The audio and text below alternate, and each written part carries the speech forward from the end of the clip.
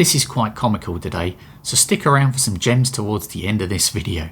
The Hansard from March the 2nd is out, and Dr. Monique Ryan has officially put the 32 billion elephant in the room on the record. According to the latest figures, Australians are the world's biggest capital losers, dropping $32 billion a year on the punt. Now, the government has finally scrambled to respond with this new reform package, capping ads, banning celebrities and making sure you're logged in to see a bet online.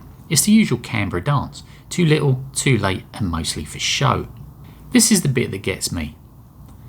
We hear a lot about the insidious nature of the betting industry, and look, we lose $32 billion a year through gambling. But how much is wasted annually through retail therapy? We've got reports showing Aussies waste over $13 billion a year on impulse buys they immediately regret. That's billions on clutter and dopamine hit shopping that ends up straight in a landfill. You would think that with a net zero obsession, that wasteful disposable physical plastic items would be of greater concern. But I don't see a national strategy to ban Kmart ads or stop influencers from pushing fast fashion on our kids. And then there's the comedy of the warnings. Every time I see those post-ad government statements, I chuckle because I can't take it seriously until it appears at the end of every advert. It's all very reminiscent of Drinkwise. If we're so worried about harm, why stop at the horses? Why isn't there a voiceover at the end of a Big Mac ad saying, "You eat some, you gain more"?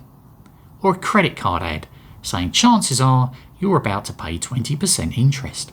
If these really are the issues destroying the Australian family, then we should treat both equally. But we don't, because the government needs a tax from the shops just as much as they need the licensing fees from the bookies, plus the tax on alcohol, of course. The AMA is completely correct that partial bans don't work. Think cigarettes. Oh right, another easy tax mark. Of the 13,000 people entering insolvency each year, what proportion of those are due to gambling? What's that? Insignificant, you say? And of those that self-report, oh, buy now, pay later makes up nearly half. Enough said. Perhaps we're not doing so well when our solution to a national addiction is a 3-second disclaimer and a logged-in verification while we ignore the massive waste in our shopping trolleys. What do you think? Is this really about safety or just about who gets to keep the profit?